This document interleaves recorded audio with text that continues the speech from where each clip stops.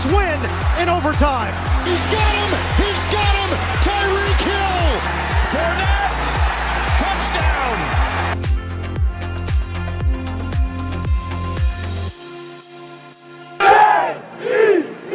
Ladies and gentlemen, welcome back to Off the Bench Podcast. This is episode 9, recapping week 17. We have a very special guest here, one of my buddies, one of my coworkers, Jimmy Lyons. Welcome. I'm glad to have you here. Thanks, Meets. It's an honor to be on. Let's have a good show today and talk some football. I'm excited. So yeah, just remember if you have questions to DM the Instagram, comment on the YouTube, or email them to offthebenchpodcast34@gmail.com. All right, let's get into week 17. We'll start off with Thursday night, Cowboys at the Titans. Important games for both teams, with the Cowboys win that 27-13. Dak throws for 282 yards, 2 touchdowns, 2 picks. He's now the leading. Now he's throwing the most interceptions in the league, which I really don't know what to think about that right now. It's hard because he's putting numbers up like that, but they're still winning. They are. They're getting it done. They're completing for the NFC East, which is crazy to think after a great start from Philly. But Yeah. they're relying on a run game, a two-headed monster with Pollard and Zeke, although Pollard didn't play last week. Right. But And Lamb has been playing good. He had 10 catches for 110 yards. Zeke with another touchdown. That's his 9th straight game with at least one rushing touchdown. And then Joshua Dobbs gets the start for Tennessee. Tannehill's injured. Was Malik Willis, was he hurt? Malik Willis hurt too. He was hurt. Derrick Henry didn't play right. either, so they were really rolling with a lot of second-string, third-string guys. Yeah. You know what? Dobbs didn't play that bad. Nope, they relied on him. He threw the ball 39 times, which is a lot for a third-string receiver. And they were really in the game throughout. Mm-hmm. It was never really a blowout. I mean, they stayed close, until really the end. Right. So then after that game, now the Titans, they need to win this next week to clinch the division. And then Cowboys, there's a whole bunch of different things that could happen for them. Then moving on to Sunday, the first game, Cardinals at the Falcons. Very meaningless game for both teams, really just for draft picks. The Falcons win with a game-winning field goal.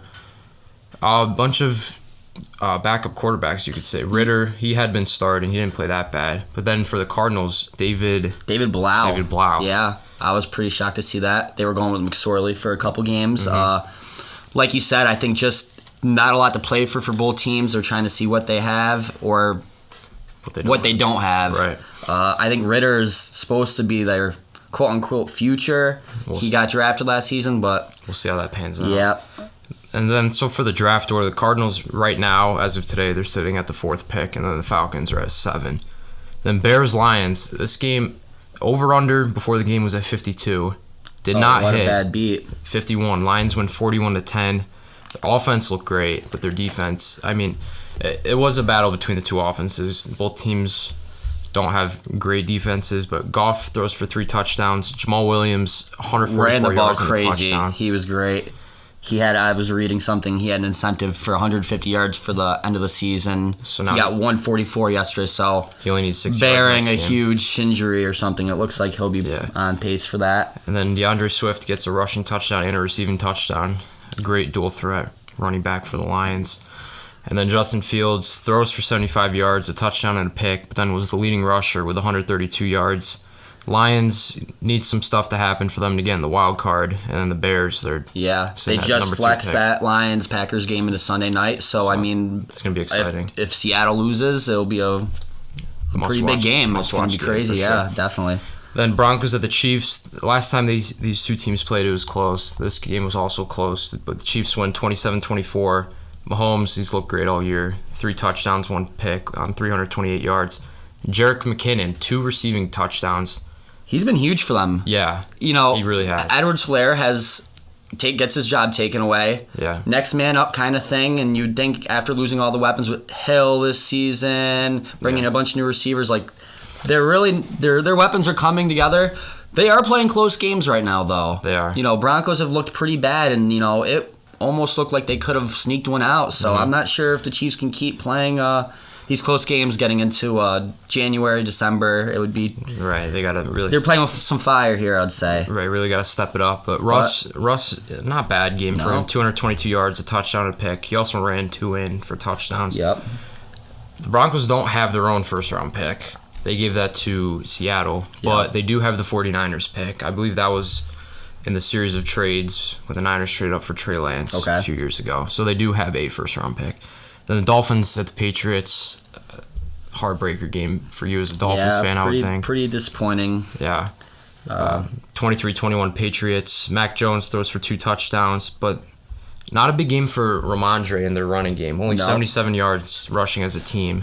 Dolphins defense been pretty good at rush for a run defense, but I mean the secondary is letting teams do whatever they want. Right. You're not getting any quarterback play out of anybody. It's pretty frustrating right now. So then Bridgewater throws for 161 yards, a touchdown and a pick. He gets leaves hurt. the game in the third, right after the pick six. And then Skylar Thompson comes in, throws for 104 yards, a touchdown and a pick. Yep. Tyreek runs one in.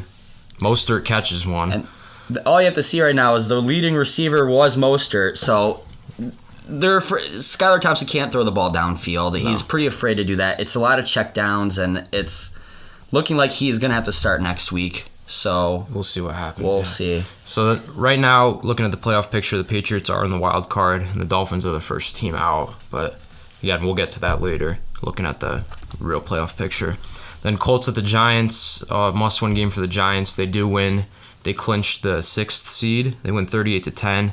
Daniel Jones, he had a great game. He stepped. He had an awesome especially game. This year, because a lot of scrutiny. A lot of people say it was contract year. Yeah. They were deciding on options and whatnot, and ran the ball great, threw the ball effective. I mean, all you could want from a quarterback in that situation with a must-win at home. Colts are on the, they're not playing great. Right. They don't have much to play for, but any given Sunday, it was a great game, great win for the Giants, and you have to give them credit. They've one of the bigger surprises this year. Dable's done a great job. Yeah, I really like him a lot as a coach. So yeah, Daniel Jones throws for 2 touchdowns. He also runs in 2 touchdowns. He's been doing that a lot this year. 91 yards on the ground. Yeah, it's impressive for him. Then Nick Foles throws for 81 yards and a pick. Gets lit up by Kayvon Thibodeau doing snow angels on the field. Yeah, a lot of controversy around that. Yeah. Then Sam Ehlinger comes in, throws for 60 yards and a touchdown. That touchdown to Michael Pittman, who I really feel bad for. He's a young, talented receiver. The bright spot on the team. He's getting screwed over. They with need the a quarterback situation because even with Jonathan Taylor being hurt, he's another bright spot you have. Right. These guys won't last forever if you don't bring talent around there. Right. So yeah, as I said before, the Giants, they clinched the 6th seed, and the Colts are sitting at the 5th overall pick right now. The Saints at the Eagles. The Saints win 20-10. Jalen Hurts out again. Gardner Minshew starts again. Not terrible, but 274 yards, a touchdown, and a pick. The Saints defense really won that game for them. And a game where the Eagles need to win the last 2 weeks, just one win and they clinch. They just haven't been able to do it. Yeah. And it's really showing you the value on Jalen Hurts. That is he an MVP? Is he still in the running after being hurt? Like, look at the Eagles' last 2 weeks offensively, and really no answers. Right, so yeah, the Eagles, if they win next week, they clinch the 1 seed, they clinch their division. The Saints are out of the playoffs after this game, but they don't have their pick. Their first-round pick goes to Philly with that trade last year in the draft. Funny how that works. Right. Then Panthers at the Bucs, must-win game for both teams, but the Bucs win 30-24. Brady stepped up when he needed to. Mike Evans came out of the graveyard. All 3 touchdowns to Mike Evans, who had 207 yards. Godwin had a great game, too. Fumbled the ball. Right. But then Sam Darnold, not a bad game from Sam Darnold. I mean, Panthers had the game. They were up 14 points at one point. Did you see that? Did you see at the end of the game that punt? Yeah. How crucial that punt was? That really, that sealed the deal, I think, right there. They let it, Panthers had the game. Yeah. 341 yards. That's, I mean, I'm happy. I'm happy for him. Yeah, it's good to see him get his. Hopefully, they roll with him next year. I think they should. Get well, they did take that guy last year in the draft, Corral from Ole Miss. Yeah, Matt Corral. He hasn't played this year. He's been hurt. I mean, that's a sign, though. Yeah, maybe he's a future for Carolina. I don't know. But the Bucs clinched the division, and the Panthers are out of the playoffs. Putting the Bucs in a playoff spot. You don't want to see Brady in the playoffs, even as bad as they've looked. Right. Then the Browns at the Commanders. Commanders needed to win. They didn't. Browns win 24-10. Deshaun Watson throws for 3 touchdowns. 2 of them to Amari Cooper, who had 2 touchdowns on 3 catches. Chubb rushes for 104 yards. The Commanders rolled with Wentz. He threw 3 picks. I was going to say that. In a must-win game, they've went Heineke all year.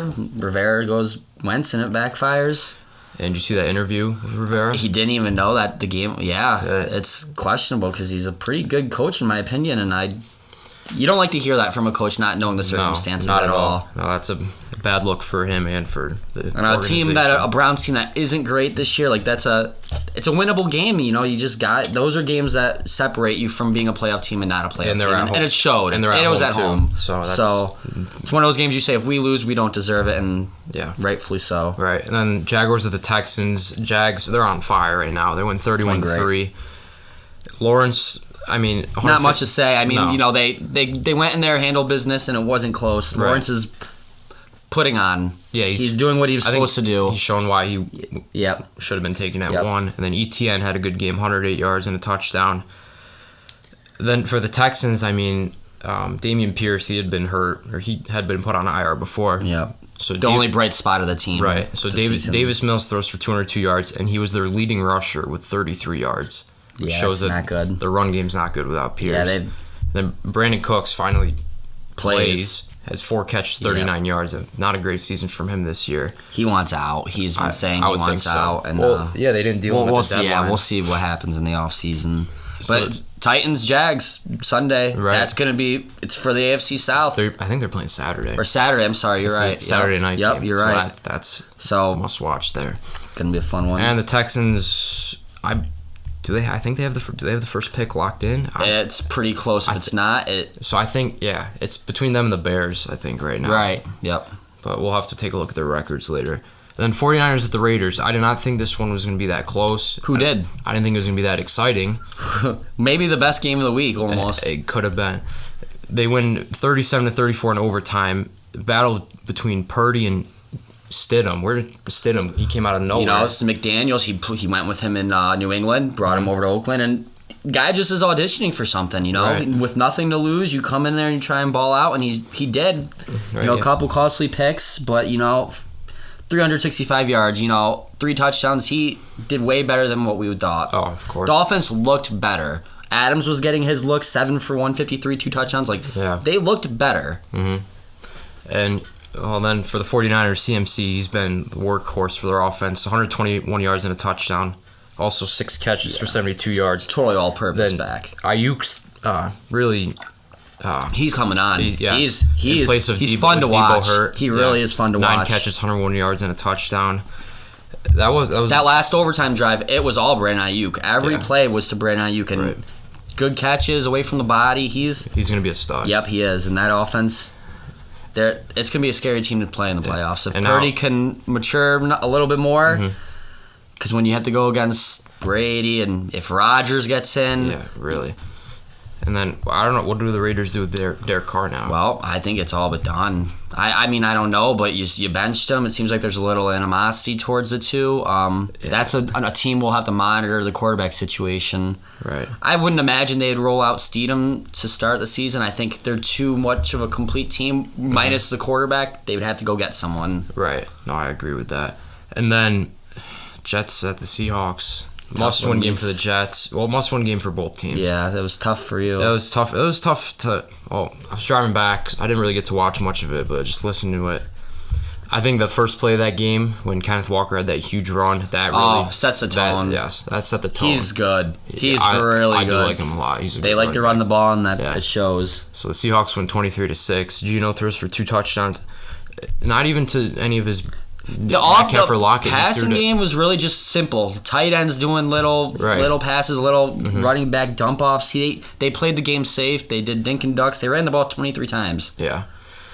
Then on the other side, Mike White, 240 yards, 2 touchdowns. I think the Mike White hype is clearly... Yeah, threw the ball 46 times. They were in desperation mode the whole game, and it didn't, there was a little more hope now that White was back. Let's go into Seattle. That was a decent team and try and win, and just didn't really work out. No run game from the Jets really either. Not at all. Seahawks defense did a good job. Yeah. So the Jets are out of the playoffs, and the Seahawks right now, they're currently sitting at the 7th seed, but some situations going on next week. We do. Then Vikings at the Packers. Did not expect this from Green Bay. They were favorites at home. They 100% covered. They win 41-17. Rodgers throws for a touchdown and runs one in. And then even on the with their run game, Jones and Dillon, they've been really good. Huge statement game from Green Bay. Yeah. Like, playing good last couple weeks and then have one of the better teams in the NFC record-wise come in, rivalry game, and just beat the bricks off them. Like, from the beginning of the game, defense was firing on all cylinders. Rodgers was doing what he wanted. Jones was running the ball. I mean, it was literally a complete game from Green Bay. And this is a team you don't want to see heat up at this time of year because... No, not at all. You know what you don't trust Aaron Rodgers. You know he's exactly. capable of. Absolutely. And then, really, the defense locked up Justin Jefferson. Locked him up. One catch for 15 yards. I didn't see exactly how many targets he had. It didn't matter. I mean, Jair Alexander was on him. He was talking shit before the game, and he went out there and proved it. Good. I'm happy for him. So the Packers, really, they win next week. They're in, but we'll talk more about that later.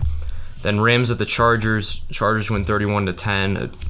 I get. Would you call it a statement game? I would say the Chargers are kind of in the same boat as the Packers. They're playing some good football at the right time. They've been hot the last 3 weeks, and they're getting into a playoff spot with I think a pretty loaded offense. I'd be pretty afraid to see the Chargers right now. Right. So Herbert throws for 2. Eckler runs in 2. He's another dual threat running back. He does everything. Something amazing. But he doesn't get talked about a lot. That's why he's very underrated. He averaged 12 yards a carry yesterday. Yeah. It's just crazy. Right. And then Baker throws for 132. Cam Akers runs for 123.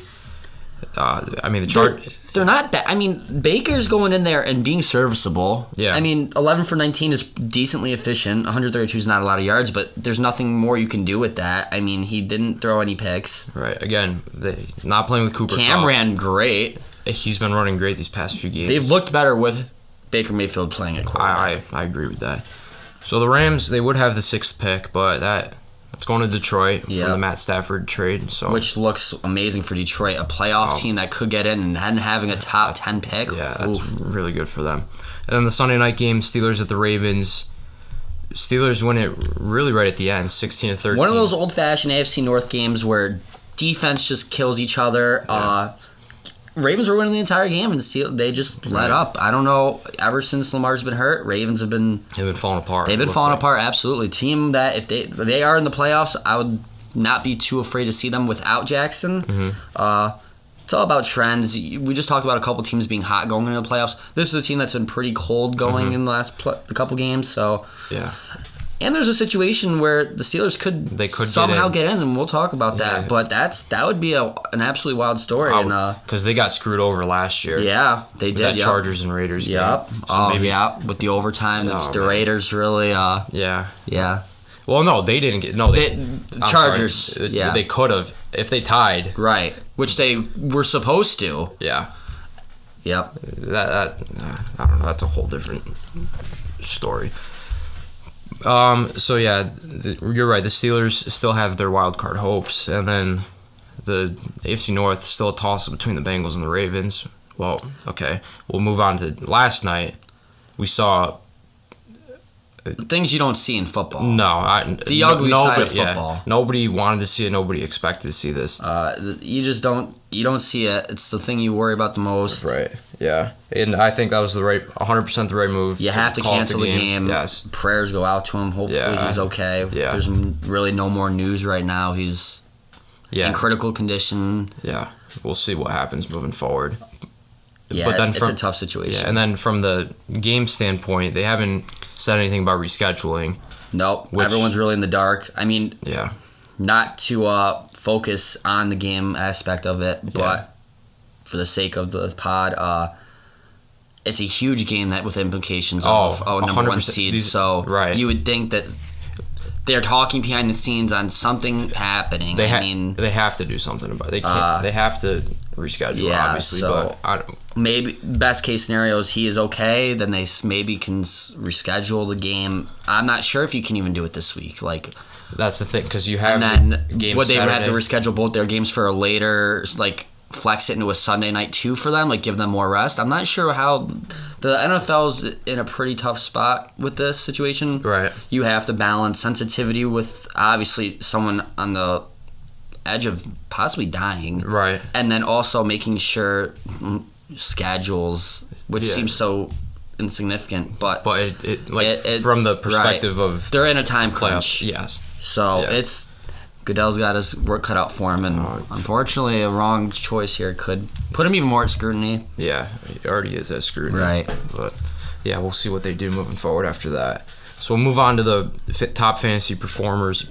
Tom Brady, I don't think he's been a top. He hasn't quarterback all year. He's been very mediocre, but puts up 37.68 PPR points, followed by Daniel Jones 36.18, followed by Jared Stidham. Wow, 26. That's surprising. Then Mahomes, he's always up there, 25.52, and then Russell Wilson 23.58. That's a good outing for Wilson.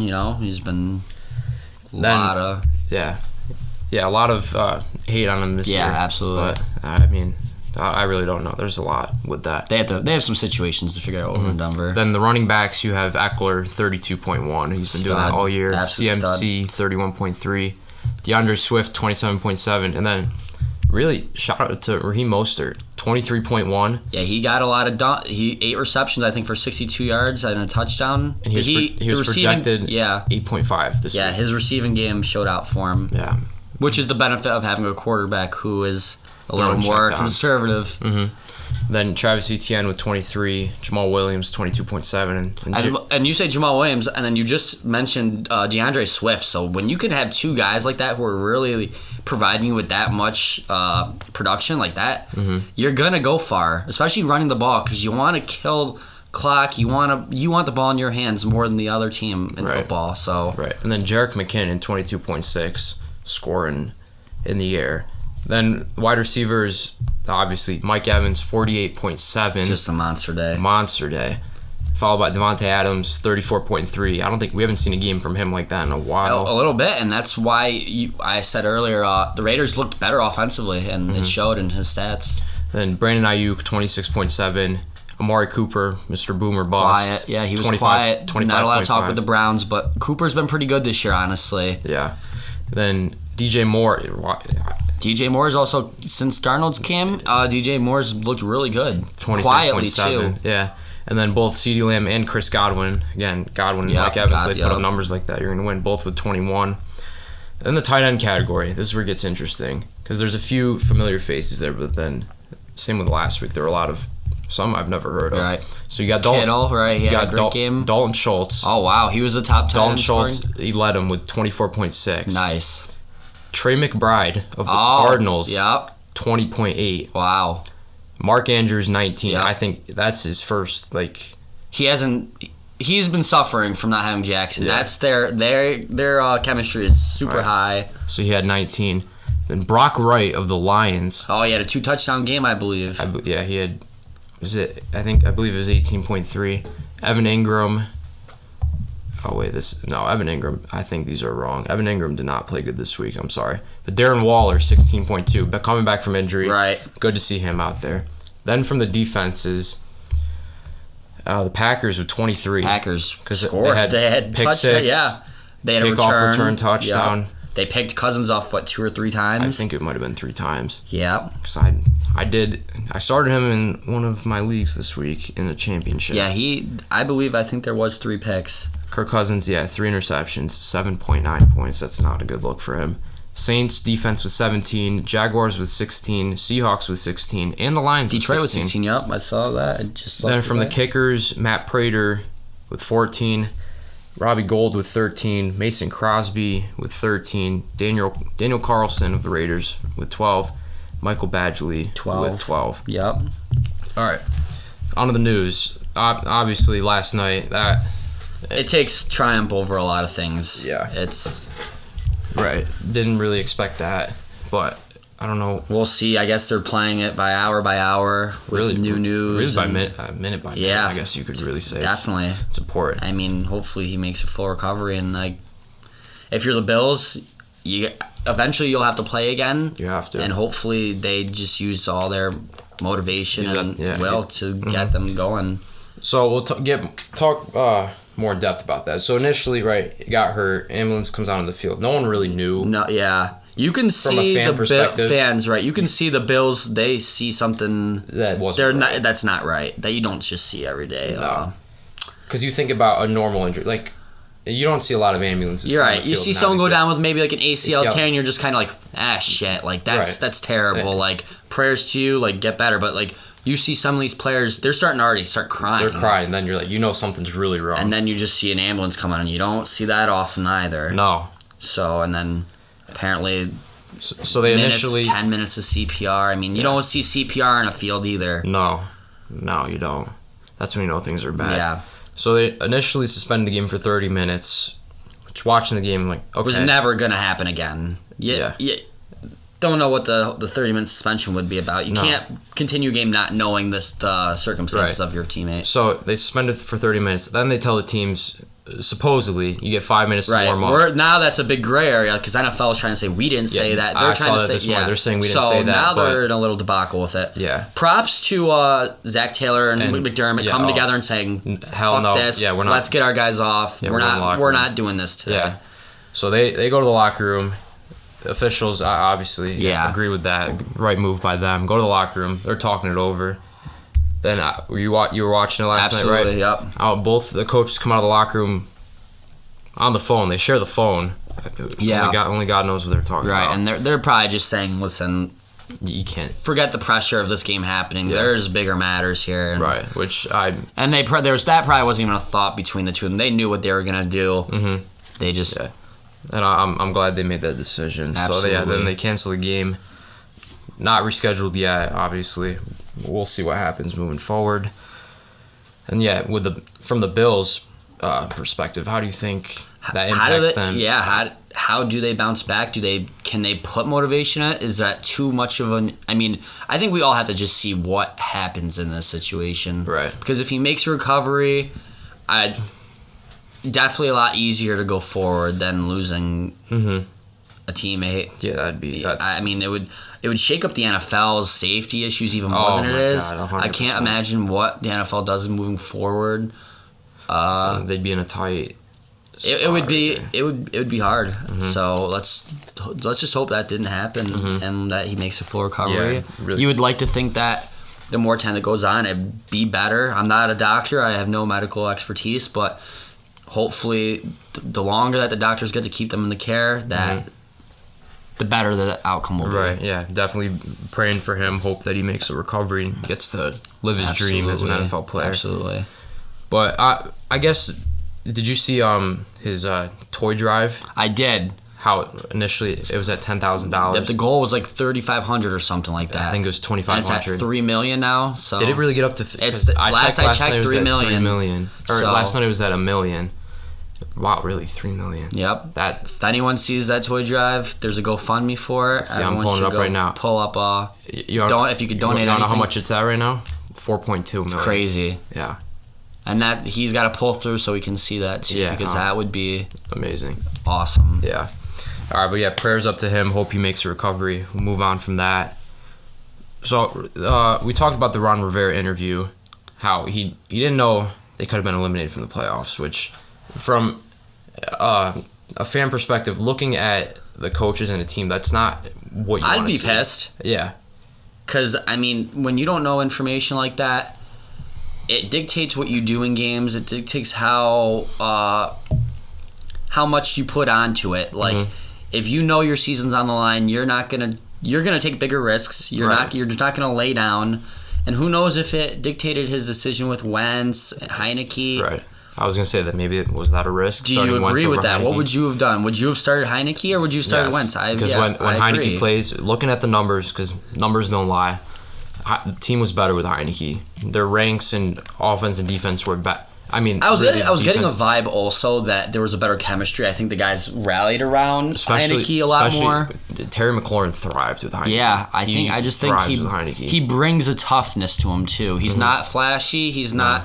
He doesn't have the best arm talent, but he's just a gritty quarterback. He is. He will put his body on the line, and that's what you always like to see with someone like a team that you support. So, and Rivera is a seasoned veteran coach. He's won a Super Bowl. It's pretty inexcusable, and I would be kind of shocked as a GM for the Panthers to hear that. The GM for the Commanders to hear that. So definitely something I would address. And then even talking about the quarterback situation, like what do they do moving forward? Obviously, they got Wentz last year. Right. Clearly, he's not the answer. Wentz has been moving around like crazy. I don't know if he's ever going to find a stable home. I don't think he's just a middle-of-the-road quarterback who maybe, I don't know if he'll ever take a second-string position as a backup.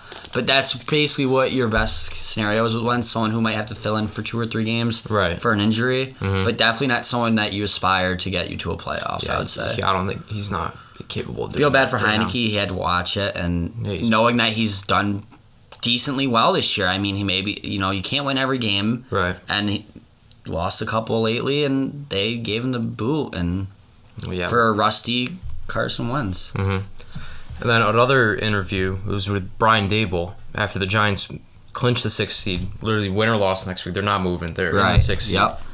The reporter asked him, are you going to rest your starters? He goes, no. Which keep them fresh. Keep them fresh. That's the one thing about it. I'll say this: if they do get up, or if there's a little scare, maybe you start to pull people. You don't want to see, especially Danny. He's a running quarterback. Yeah. He puts himself in the line to get tackled a lot, which you don't like to see your quarterback do. So I would definitely keep a little caution with that. Maybe like people like Barkley, who are coming off of significant injuries, plan for a quarter or two. And, right. There's some risk in that, though. If they've got nothing to play for, why play them? I agree with that. But also, they're playing the rivals. The Eagles, I know they hate each other. Yeah. The Eagles embarrassed them the last time they played. And was it in New York? Yeah. They embarrassed them at home. It's also a game where the Giants could beat them and Philly could lose out on a 1 seed. So maybe they're also looking at that, too. Right. So we'll see. Yeah, obviously, that will be a game to watch for sure. And then... With Hurts maybe being back, we're not sure about that. That's big. Yeah, I don't know. Sirianni, he's got a mind of his own. I don't know what he's going to do. Then same with the quarterbacks. We'll talk about your Dolphins because it's tough. It's a must-win game. Obviously. Must win. Gotta win against the Jets. The Jets, who really have nothing to play for anymore. No, they're still going to go out and compete. Yeah, they're not going to just. Defensively, you guys are still a good team. We'll see. They're saying they're looking at Bridgewater. They're trying to see if the finger's broken. I personally don't have confidence in either of the quarterbacks. We went to that game. We saw Thompson play. Bridgewater played for one play, concussion, and Thompson comes in. I mean... The one thing I will fault my team with is I'll say this. You're building a team, and so Tua has an injury, or injury history, and so does Teddy Bridgewater. So... there's not a lot of sense made in where you're having a backup who's also injury prone. So, and then Skylar Thompson's a rookie. He's playing like a rookie. So in a do or die game, especially we don't have any draft capital this year. So it's we don't have your first round pick. We don't have a first round pick. I forgot what happened. We have a huge amount of cap space with the Tyreek Hill trade. So a lot of the cap space is taken off too. So this is really if you don't make a playoffs and do something, it's gonna be pretty bad. It says here. Oh, you know what? That was for the Brian Flores. We got it taken away from us. Yeah. Okay, that's so what not it was. Tyreek Hill. No, I think is that next year's pick. There's a bunch of picks that will be taken away. Okay, so you don't have it forfeited. So it's basically if you don't make the playoffs, you're damned if you do, damned if you don't. You gotta. We started out 8-3. You cannot. The Dolphins. I mean, also you guys. Huge. You're a streaky team. You either go on win streaks or you go on losing streaks. That's who you were last year too. Yeah. Right. And this year, injuries has hurt. You don't ever want to play that excuse. Tua had the concussion in Cincinnati also that had him out 3 games, and we lost all 3. Yeah. Then he won 5, and then he was playing and he lost us 4 in a row too. So. Week 18, home, Jets, it's a game you have to win. Right. Regardless who's at quarterback, there's too much talent around the team. McDaniel's got to do something. Yeah. People praise him all the time, say he's a genius, he's an offensive guru. You got to make the playbook around who you got right now. I agree. So we'll see. All right, and then I don't know if you saw we'll go back to the game last night. Did you see Skip Bayless tweeted during the game? Yeah. Okay. So there's a lot of controversy. I'll quote it. I'll quote it right now. This was during the delay. He says, "No doubt the NFL is considering postponing the rest of the game, but how? This late in the season, a game of this magnitude is crucial to the regular season outcome, which suddenly seems so irrelevant. Okay. Skip Bayless, I watch his show. I watch Undisputed with Skip and Shannon. I like that show a lot. He does say some crazy shit. Sometimes it's out of pocket. I don't know if you saw the last time when he called out Shannon. Oh, about his career. Yeah, that was out of pocket. Mm-hmm. Okay, but I like the guy. I like some of his takes, but this not really a lot of. I mean, there is context behind it. He's breaking it down on both sides. He's saying, "How can you do it?" But he does at the end of it. He does say, which seems irrelevant. Yeah. He got lit up on Twitter. Oh, absolutely lit up by probably 85% of the NFL, 85% of people involved in the NFL, 85% of everybody. So, yeah, I'm looking at it right here. 132 million views on his tweet. He was trending almost more than the actual injury itself, I read. You see celebrities. Des Bryant was going at him. I saw tons of people. Yeah, coming after you saying. I think he never should have tweeted it, no. But I don't think he was trying to be like, get him off the damn field, roll him off, and get the game going. He's talking about it from the football business perspective. And I think there's just a lot of emotion into it, and Skip Bayless is a guy that is easy to hate. Yeah. So I think a lot of people just clamped onto it and said, well, screw the guy, we hate him already, and he made a controversial tweet. Should have never made the tweet, but I don't think it was malicious. I really don't. Mm-hmm. I think he was trying to just give an opinion on the outlook, but it's just ill-timed. You don't do it. Just keep your hands off your phone and let the NFL figure it out. You don't need to tweet about it. Yeah, I agree with that. He had put out an apology, I guess, today on the show. Shannon wasn't even on the show. No. They didn't say why. So I don't know what's going on. Yeah. Well, I was hearing that he recently, one of his children had another child, his first grandson. Oh, okay. I'm hearing he was going to see his grandson. Obviously, people are going to take it the other way and say, he's absolutely protesting, but who knows what the truth is. All right, so now we'll look at the playoff picture because this is where stuff gets really interesting. So in the AFC right now. So as it stands, the Chiefs are the 1 seed. Bearing this matchup that could happen, couldn't happen, should happen, has to happen. It has to happen. This is, as of right now, game not rescheduled because if the Bills win, they're 1st seed because they have the head-to-head over the Chiefs. So as of right now, the Chiefs are 1, Bills 2, Bengals 3, Jaguars are 4, Chargers 5, Ravens 6, Patriots 7 for the AFC. So a lot of scenarios for each team. So Chiefs right now sitting at the number 1 seed. They can clinch the 1 seed with the win over the Raiders and a Bills loss, or 2 Bills losses and 1 Bengals loss. But that's obviously. So let's hypothetically say something here. Sure. What would have happened last night if Bengals won? What would the seedings been? Would they have? It would have been Chiefs at the 1, and would that have shot the Bengals up to 2? The Bengals would have been up to 2. Okay. Yes. So just want to reiterate because at the end it was 7-3 Bengals.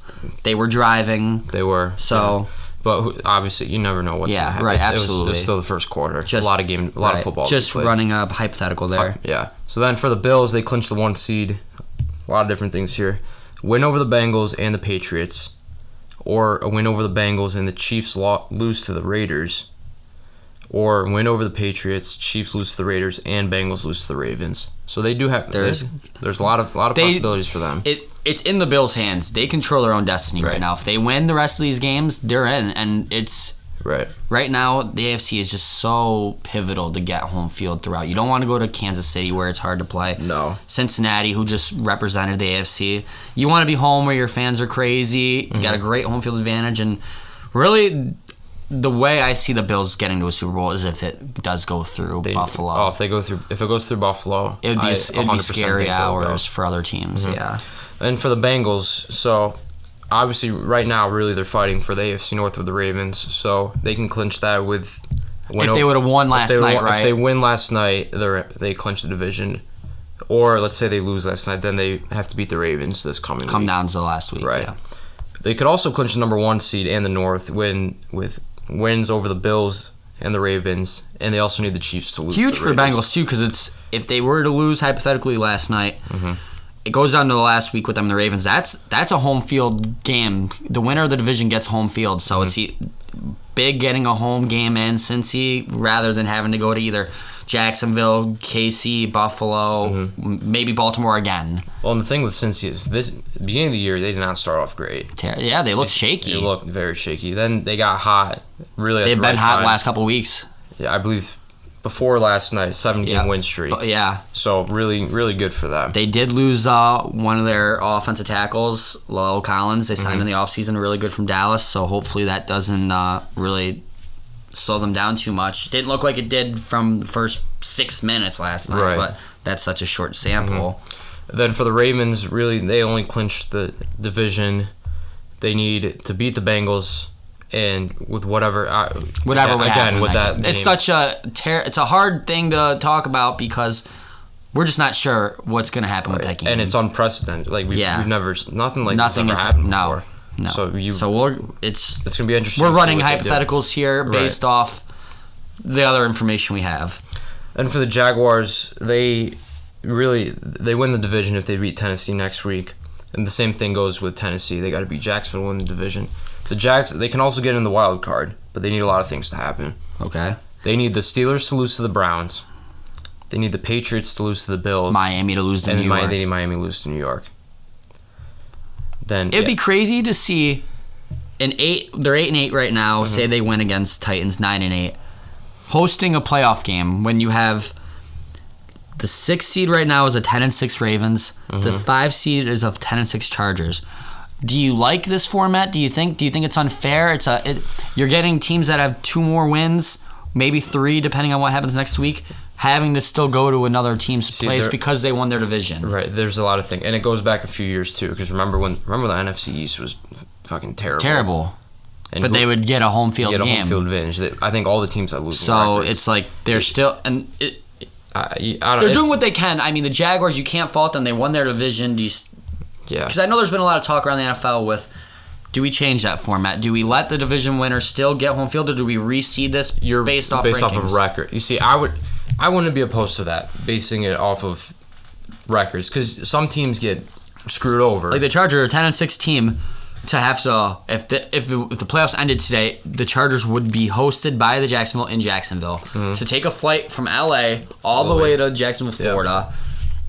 And you're a two win better team, so I would not be opposed to them. So I'm not sure how I feel about it, but I know I've just heard a lot of people rumbling about it, so I just wanted to bring that up. And then really for the main wild card teams, Patriots. It'd be a travesty if the Patriots got into there. A win and they're in. Man. Yeah, they're not playing good. Win over the Bills, or they need the Dolphins to lose, they need the Steelers to lose, and they need the Titans to lose for them to get in. So really, a win and you're in for the Patriots. And if I was a Patriots fan, I'd be pretty concerned because Bills are going to have a lot to play for. I mean, how do you beat Buffalo? Is the game in Buffalo next week? It's in Buffalo. How do you beat the Bills in Buffalo after a week of this? You're not. You don't want to play the Buffalo Bills after having to go through something like this too. You're not beating the Bills. So, all right, and then for the Dolphins, you need the win and the Patriots to lose. Which, looking at it right now, it's I'd feel better if Tua was playing. Right. I'd feel very confident. I mean, you'd like to think that the Dolphins wouldn't get swept by the Jets this year, but it's been a crazy season, so you don't know. See, I'm trying to look at I'm looking for the spreads, but they don't have the spreads for the. So I did see the Patriots game. I know it opened Jets because they're waiting on the Bridgewater news. Before all that happened, the Jets actually opened up as a 2-point favorite. I took the Jets as a 2-point favorite, honestly. Now it's pick 'em. So now it's a pick 'em.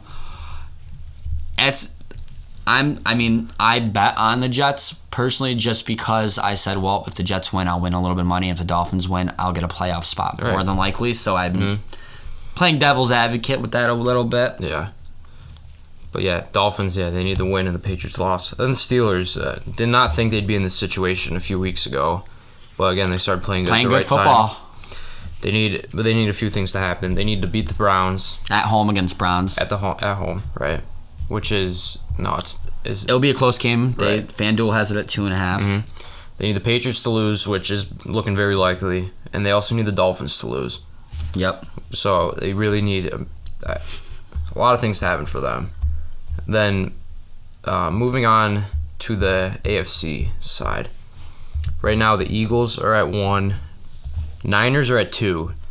they got hot at the right time. They can. There's. I don't know what they're on a pretty decent game win streak right now. You look at this and it's Eagles 13-3, 49ers 12-4, Vikings 12-4. They're all still in contention. 9-game win streak for the Niners and the Cowboys. There are 4 teams right now that can still have home field advantage throughout. That's bananas. It's those 4 teams have everything to play for. If you're a betting person, look at those teams and play them as you will because they have the biggest thing to play for, home field. So then for the Eagles, they can clinch their division and the 1 seed with just a win, right? Just need to win. Just win. If they don't win, they need the Cowboys to lose to the Commanders and the 49ers to lose to the Cardinals. Which neither of those look likely. No, not at all. For the 49ers, who are sitting at number 2 right now, they already clinched their division. They can get the 1 seed. They need a win and an Eagles loss. That's it? That's it. So they're looking good? They're looking good. Cowboys, they can clinch the division. They need to beat the Commanders and they need the Eagles to lose. And of Niners loss? This is just for the division. Oh, the division. Okay, then NFC East. For the NFC East and the 1 seed. Which is big because right now, Cowboys are playing an away game. So if they can win the division, that will put them right into a game at Jerry World, and that's what they want. Huge. So then, for the division and the 1 seed, they need to beat the Commanders. They need the Eagles to lose and the 49ers to lose, but right now it's looking unlikely. But who knows? Anything can happen, you know. Then for the wild card teams, Packers win and you're in, which is crazy. A few weeks ago, you did not think they were written off. Yeah, you know. You think Packers are done. What is Aaron Rodgers going to do? LaFleur, yeah. Now they could sneak in the playoffs. And imagine if something with the seeding shake-up, if the Packers get to play like the Vikings again. A team Vikings have been slow. They're fraud. I think they're fraudy. Frauds. They are. So frauds. that would be, to get a team you just beat the bricks off of. Yeah. To get them again and avoiding a good San Fran team, avoiding a hot Bucks team, Cowboys, that would be your dream situation. So it's going to be interesting to see how this all shakes up. Because I would be pretty shocked to see. I like Detroit. I think they're a fun team to root for, but I'd be pretty shocked if Green Bay lost that game against Detroit this weekend. So the Packers are in with a win. Then for the Lions, they need to beat the Packers, which is that Sunday night Something game. with Seattle too, or no? And they need Seattle to lose. Right. Because Seattle does have the head-to-head. So how does Seattle get in then? Seattle gets in with a win over the Rams, and they need the Packers to lose to the Lions because Seattle has the head-to-head over the Lions. And then so Detroit needs Seattle to lose. Okay. Detroit needs to win and Seattle to lose. Okay. Seattle needs to win and Detroit to lose. Now that would be insane if somehow Seattle kept their spot. I'm sorry, no. They need the Lions to win, but they also need to win. Okay, so if they win and Detroit wins, they're in. Yes. And Detroit needs to win and have Seattle lose. Because remember, they played remember that game? Yeah. Regular season? Yep. It was a shootout. So this is going to be a very that's very when those week 4 games, week 5 games, they come back and they matter. Yeah. That game, it was literally a shootout between the Seahawks and Lions. Yeah, now it really all matters. I'm trying to look back at what the score of that game was. It was high scoring, wasn't it? Wasn't it like a 40 to 40? 48 to 45. Yeah, it was unbelievable. Week Came 4. Down to week 4. 48 to 45. All right, so moving on from that, now we don't know what's going to happen with the schedule. A lot of shit could happen. Yeah, but scrolling Twitter every minute, trying to see if there's any updates. We're looking at it right now for Week 18. As of now, you have 2 games on Saturday. You have the Chiefs at the Raiders and the Titans at the Jaguars. So Chiefs-Raiders, really, the Chiefs, they need to win to really... To keep their home field alive. Yeah. And Raiders are, if Steedham's playing again, he's auditioning. He wants to get a spot somewhere. They're sitting at the 8th pick right now, the Raiders, so, a loss wouldn't be terrible. I don't think they're going to try and lose. I do think they're going to go out just like they did. It's in LA too, right? They just were in LA. They just played the San Fran hard as hell. I don't think they're going to bow down. I don't think so. Stidham's got something to prove. McDaniels does too. McDaniels could be like, oh, shit, I'm on the hot seat. This was supposed to be a way better team than what they are. Well, look at what happened to Nathaniel Hackett, bro. Right. So but he's 2 teams from the AFC West that had a lot more promise that have really disappointed. But I like the Chiefs to win this game. I do too. And then Titans and the Jaguars. Both teams need to win to get in. Or really, to win their division. Jags, if they lose, they need some stuff to happen for them to sneak in the wild card. But just get it done. Jags are at home. 6.5 point favorite. They're on a 4-game win streak. Titans are on a 6-game losing streak. Everything points at the Jaguars. But that's when it looks like this. Right, and then it gets scary. Right. So I don't know. But I do like the Titans played Cowboys close until the fourth quarter. I mean, I think the spread's a little too big. I think this will be a close game. But I do like too the much to play for. I do too. I like the Jags. I like the Jags also. All right, then we'll move on to Sunday. The Bucs at the Falcons. Really, the Bucs are in.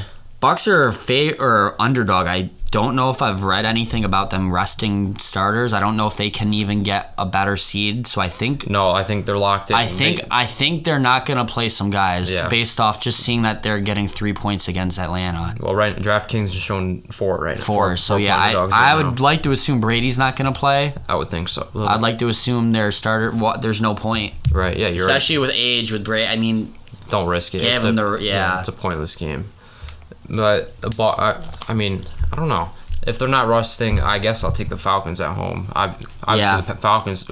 That's a game I really am just gonna be like, don't care for. Right. Don't even care about it. Like, what game? That's like last week. Falcons have been so non-TV lately. Like, they're not. There's no entertainment. There's just a boring team. All right, then Patriots at the Bills. Bills, need some stuff to happen to get the 1 seed. But I mean, are they? It matters. I mean, it matters. It's huge. We got to see what they do with this past Monday night game first. But is it supposed to be a 1:00 game? Does it say? It's right now. It's supposed to be a 1:00 game. Yeah, I don't know. Yeah, nobody knows. But the Patriots need to win, and they're in. But they are on the road in Buffalo, which is always a hard place to play at. There's a lot of things I could probably say. There's no guarantees in sports, but wow, I would be absolutely stunned if the Bills lost to the Patriots at home. I would too. With everything that's going on, with everything that's on the line. Mm-hmm. And I just think Mac Jones is a very mediocre quarterback. You see, I disagree with that. I think he can be good. I think with Matt Patricia and the whole play calling is really I think he had a really good year last year, but he's just regressed this year. He made the top 100 players they do every year for the NFL. He made the top 100 last year, and then he came out. He made the Pro Bowl last year too. Yeah, a lot of people were like, what the hell happened to him this year? Yeah, maybe it's the play caller. I don't like Matt Patricia as a play caller. The way the Patriots have been running their offense, they've been looking like shit, to be honest. It's amazing that they're still in this situation to go to a playoff spot. But I do like, Bills at home. I'm going to take the Bills at home. I would absolutely do that. Then Vikings at the Bears. Really, I mean, I don't think the Vikings can really do anything else to get the... They have to. This is a must-win game for the Vikings. Yeah, I mean, just from a standpoint of going into the playoffs with some confidence. Right. The Bears have looked like dog the last 2-3 weeks. They've looked like shit. They've lost 9 in a row. They can't win. Don't care if it's in Chicago. The Vikings have to win this game. If they lose, it's a terrible look for them. It would be a lot better if they did it convincingly too. 2-score game. Like, they need to get that offense rolling. They need to get Kirk on the same page with Justin. Mm-hmm. Kirk needs to get good. The running game needs to get good. The defense needs. They've just been a bad team lately. Right. So then, I think the Vikings, they really need a statement win here. Then Ravens at the Bengals. As of right now, right now it says TBD. They don't know. So what time yet. we're just not sure. I mean, the Bills game, it says it's Sunday at 1. The Bengals, it's TBD. That's interesting. Which is interesting. But let's say they're playing at 1:00, which it was originally. Okay. Really, Bengals win. They win the division. They get the division. Yeah. Ravens, they're still locked in. They're going to a playoff spot, but they're fighting for. They want home. I mean, who knows the status of Lamar Jackson? It's been week to week. If they are without him, you need everything you can get. You got to play at home. You got to. Well, and this game they're on the road. So not having Lamar on the road, that's going to be tough.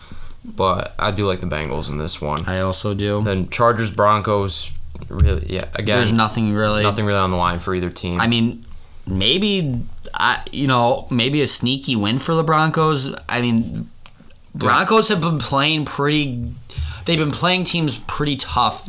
This week with Chiefs, I believe the week before that, Russ has got a little bit more to prove. He wants to end the season on a lot higher note than he's been. Right. So maybe they'll just play really hard. The coach is an interim. He's trying to show, like, maybe you could put me in some consideration. Mm-hmm. Do the Chargers rest anybody? I don't know. Right now they're tied with the Ravens, record wise. See, I'm not sure it even matters because they're both right now. They would lose. They're not getting a home game. Right. Ravens could get a home game, but even if they switch with the Bengals have a better record.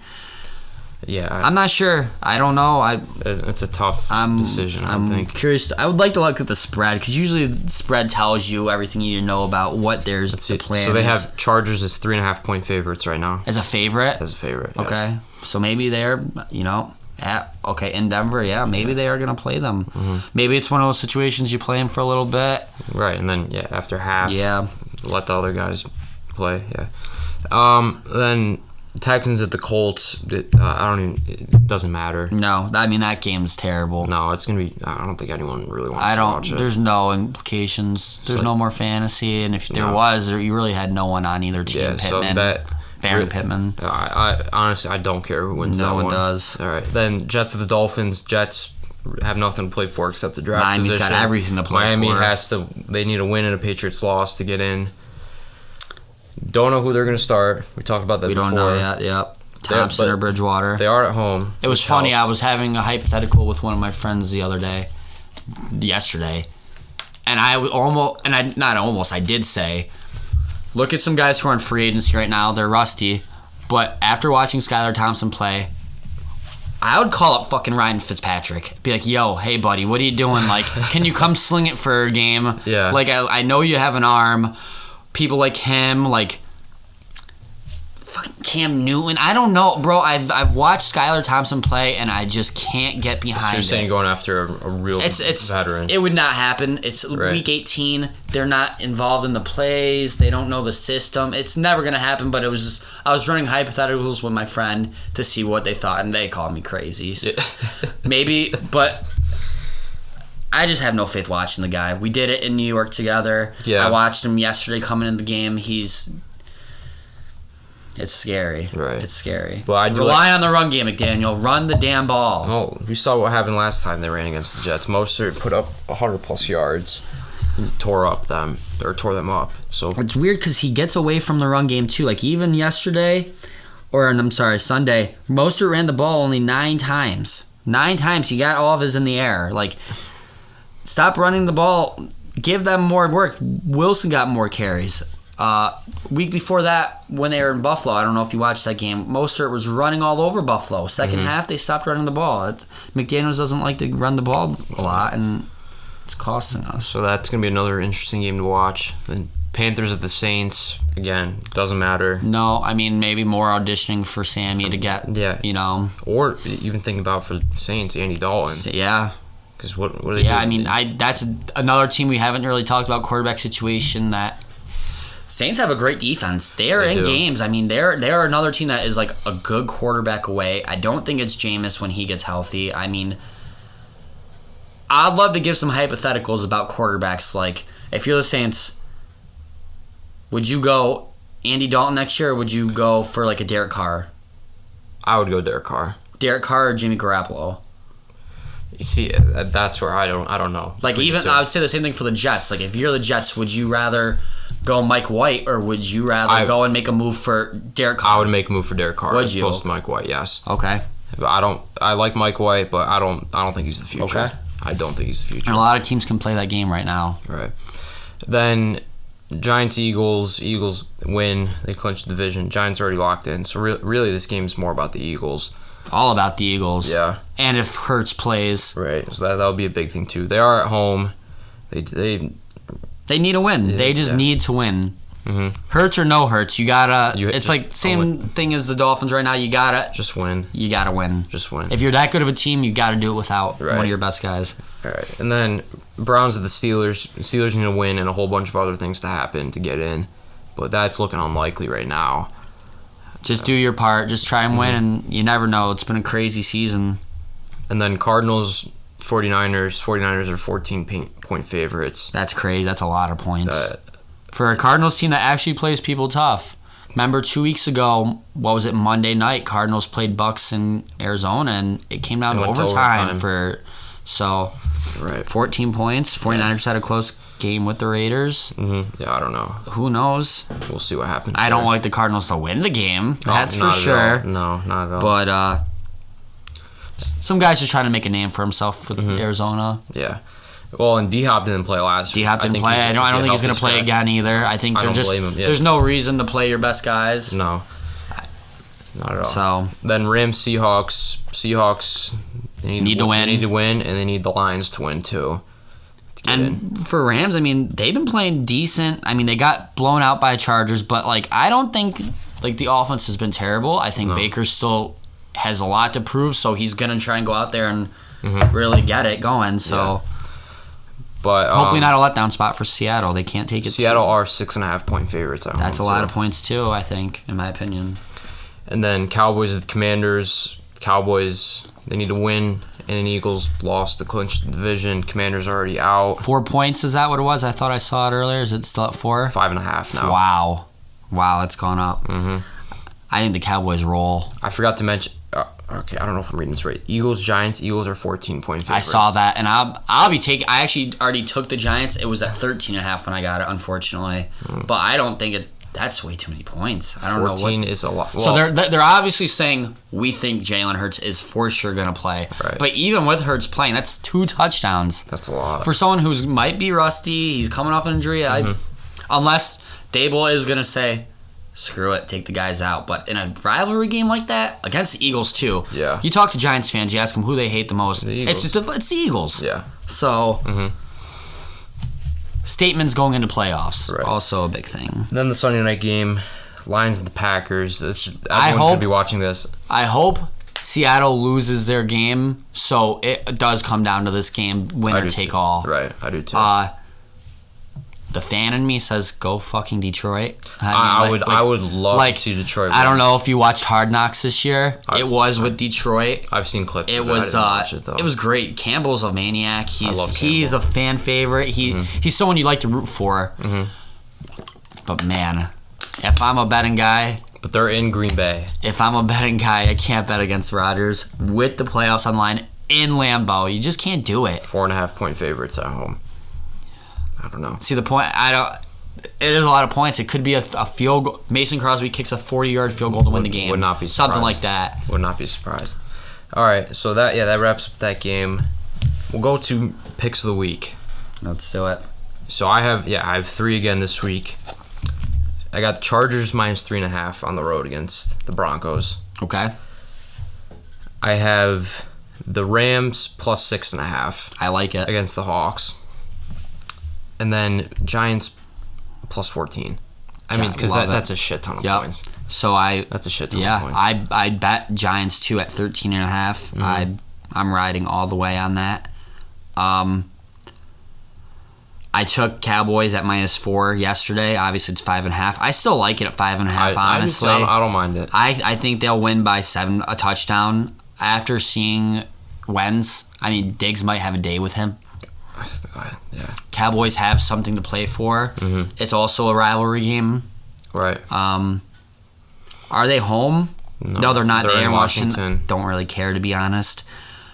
And my third one, give me Houston plus 2.5.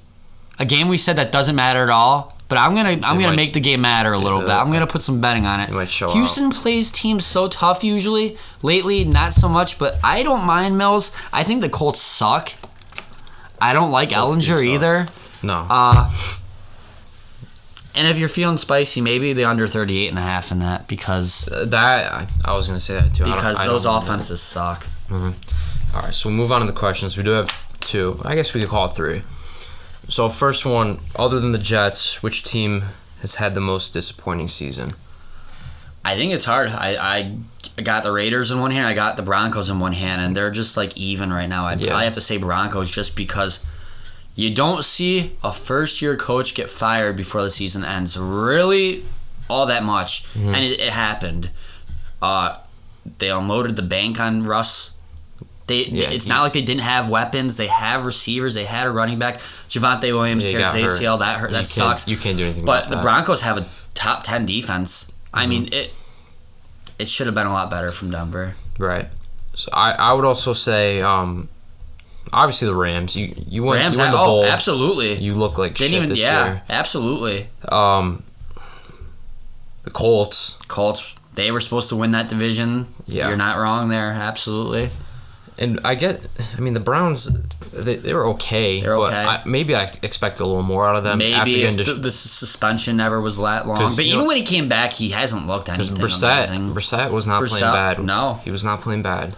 But again, yeah. I have a friend who said they should have kept going with Brissett. I think so too. It's I do agree with that. A weird situation there in Cleveland. All right. Then the second question, really talking about the Colts quarterback situation. Will they release Matt Ryan, and what do they do moving forward? I'd love to. I know the contract's a big one, isn't it? Will they eat that money? I don't think so. I think maybe they can try and find a team very desperate for a quarterback and try and unload it and trade. But also at the same time, I just don't think that's going to happen. I think they're stuck in a situation where they're kind of just fucked. I think they'll have to eat it, and I don't think they're going to start him next year. So he signed that big contract with the Falcons. It was 5 years. What year was that? 2018. Okay, so it's done after next year. So maybe, I don't know. It's 1 year. So is he a free agent this year? No, after next year. One more year? He's 1 more year on the books. Well, it was 5 years, $150 million. Do you know? Does it say what he's owed this year? This year, 2022, 18.7. It's not great. No.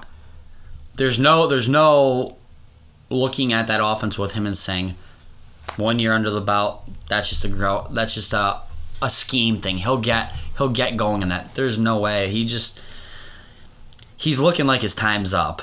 He doesn't look good. There was just too many instances of seeing poor play from him. Mm-hmm. So I don't know. That's another situation where you could throw a bunch of quarterbacks in a carousel and say, would you rather have him or would you rather have him? But they've been doing this every year. Every year. I mean, they had Wentz. Ryan, Wentz.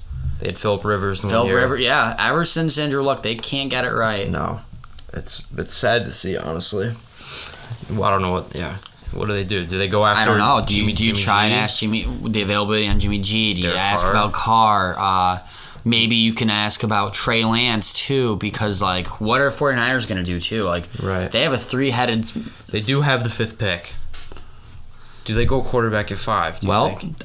I haven't really paid too much attention on what mockers are saying. I don't know if this is a good quarterback class. I know they got Bryce Young and C.J. Stroud. I'm seeing Bryce Young is going 1 to the Texans, literally everywhere. That's it. Yeah, I don't know how good the class is. I don't know if it's... Right. I don't know the free agency, who are free agents this year either. Mm-hmm. But you got to call some. Maybe you can call Tennessee.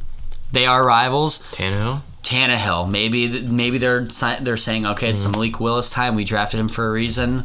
I couldn't see them trading into their own division, but crazier things have happened. Right.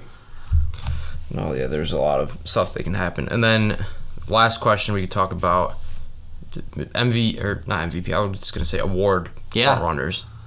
Because if you asked me 3 weeks ago, I say Hurts. I don't know him missing all this time. Do you go Mahomes then? Who else? Who else? I mean, Mahomes, he's been so consistent. You go Josh Allen, but he's got so many turnovers. That's the thing. I don't know if you were watching in depth. I know you were right in the pod last night. The Bills got in the red zone, and they showed a graphic of interceptions in the red zone and fumbles in the red zone for Allen, and it was the most in the NFL by a landslide. That's not good. So, listen, he's a game changer. He's one of the best in the league, but you can't turn the ball over and be an MVP. I would say Mahomes. Offensive Player of the Year, you got to go Justin Jefferson. His I don't think there's any doubt it's going to be. And it's a shame that receivers aren't more in the conversation for an MVP because I think it's just a quarterback-ridden. I think last year trophy. Cooper Kupp should have won it last year. Cooper Kupp was amazing. Jefferson's been great this year. Something's got to give with it. I know. It's sad because think about people play for all these incentives too. If you're a receiver who gets an MVP, that just doesn't happen. No.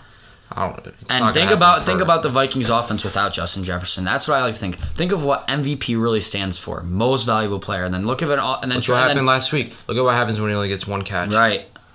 17 points, and one of the touchdowns was a garbage time 80-yard touchdown. Yeah, with their backup quarterback in. Yeah, it's got to be more reciprocated towards people other than a quarterback. Because even you saw in the news, Micah Parsons was like, "Why am I not being talked about? Like, I've been causing havoc all year."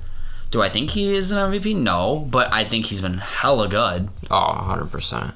And then we could go to Defensive Player of the Year. I think it's between Parsons and Nick Bosa. Bosa's been crazy. I mean, I would go Parsons, but I wouldn't hate someone for saying Bosa. I mean, you watch Nick Bosa, and it's like, wow, he's at the quarterback almost every damn time. It's scary hours. All right, then you have Offensive Rookie of the Year, Defensive Rookie of the Year.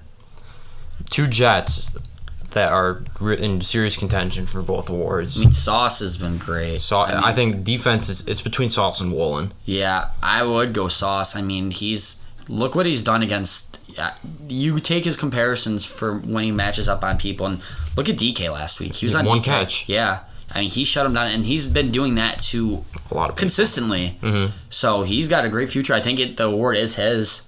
I think so too, but I'll give Woolen credit. He's a ball hawk. I think does he lead the league in interceptions? I think he does, that's huge to do as a rookie. It is. But I think Sauce. I think Sauce has got it. Then offense, there was a lot of talk. Garrett Wilson. Garrett was up there. He's been quiet the last couple weeks with Wilson coming back at quarterback, and then Mike White having a bad game. And then maybe Kenneth Walker. I think Kenneth Walker's the only one, the other one up there. Walker has been amazing. He has ran the ball so good. I would have to give it to Kenneth Walker. 132 yards rushing last week. That's big. He's been doing it. He's been doing it a lot. So right now, the guys in contention, right? You got Garrett Wilson, Kenneth Walker. Don't forget about Brock Purdy. He came on too late for me. He came on too late. If he would have had a full season of doing this, I mean, I could possibly, hell yeah, but... And then Christian Watson. God, but he's another one he's been a little hurt the last couple weeks. Dude, he came on and... he's good. He's really good. I think if Dameon Pierce stayed healthy, I think he would have a real shot at it. Man, I love watching him. And then there's another one that is their comeback player of the year. Who do you really consider? Here, I'll look at it right now. So, all right, there's a few guys here, right? Front runner is Geno. Geno's been good. Geno was looking a lot better first 6 weeks of the season. Then second is Saquon. Coming from injury, he played. He did. Good. He was good. Third is CMC. He came off an injury. And changed teams. Yeah. And he's really been one of the main reasons why they're still winning. I mean, it's Christian McCaffrey. Yeah. Jared Goff. Goff's been quietly great. He has. Great. I don't think he's been talked about a lot. He's doing what he's asked to do. Just a system guy. He's not going to go out and throw fucking 350 yards a game, but he's going to get the job done. He's going to command an offense. He's going to make the right plays. So we'll go more on Goff. The Lions have... Right now they have the Rams pick at 6. Do they stick with Goff at quarterback? Why not? Dude, get some weapons around him in terms of defense. Get more. Go get a good edge rush. Like there's a few. If you put him with Hutchinson on the other side, oh man, that's scary. Oh man, like let Goff. He's brought a team to a Super Bowl. He's not great. He's not flashy, but is someone you're gonna get from the draft going to be that much better than Jared Goff right off the bat? I don't think so. I don't think so either. And then also Derrick Henry. Yeah. Because he got hurt last year, but Derrick Henry's always... I really think it's between Geno and Saquon. Yeah. I mean, just a devastating injury from Saquon to come off an ACL and do all that. I think... Credit where it's deserved. Is that all the awards? Yeah, we went through offensive player, defensive player. And you could do a coach of the year. Daboll's been amazing. Right. So we'll look at Sirianni right now. So Sirianni's favored right now. Yeah, 13-3. Followed by Shanahan. Yeah, okay. I don't hate that. Doug Peterson is at 3. Really? Really turn the Jaguars around. Yeah. Then Dable's at 4. Dan Campbell's at 5. That would be something. If Dan Campbell got them to a playoff, it would definitely go up. I think. And then Kevin O'Connell's at 6. Listen, he's done good. He has. But I'd have to give it to Sirianni right now if they go and win and they can get the home field. Mm-hmm. Because, I mean, dude, who said the Eagles were going to be 13-3 at one point? Nobody. No one. That offense is scary.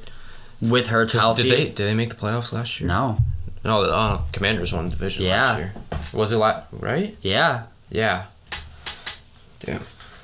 I don't think anyone expected that. So it's except for the diehard Eagles fans that they think that every year. Every year's the year. Every year, yeah. I mean, I say that with the Jets too. And that's sad too because I actually kind of like this Eagles team, but I'd hate to see them go on a run because of annoying Eagles fans. I hate their fan base. Yeah.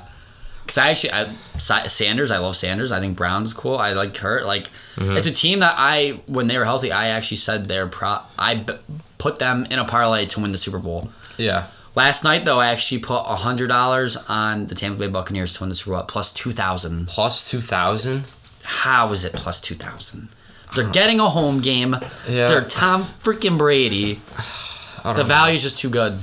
I agree with the that. NFC, we could go any way. Really, I think so. AFC, there's like 3 teams. Chiefs, Bills, Bengals. Yeah, that's it. No one else. NFC, dude, has a shot. Forget it. NFC can really be anyone. It should be fun. It's always a good year when you got like 6-7 teams that you can say, well. Mm-hmm. Yeah. All right. Well, that wraps it off. Great show. That was great. Thank you for coming on, Jim. I appreciate it. Yeah. Anytime, my man. Yeah, I appreciate that. So, yeah, if you have any questions, remember to DM the Instagram, comment them in the YouTube, or email them in to offthebenchpodcast34@gmail.com. Thank you again, Jim. Thank you to everyone who listened. Hope everyone has had a great start to their new year, 2023. Hopefully big things happen. Hopefully we get some resolution on this whole Bengals-Bills game. Yeah. All right, thanks again.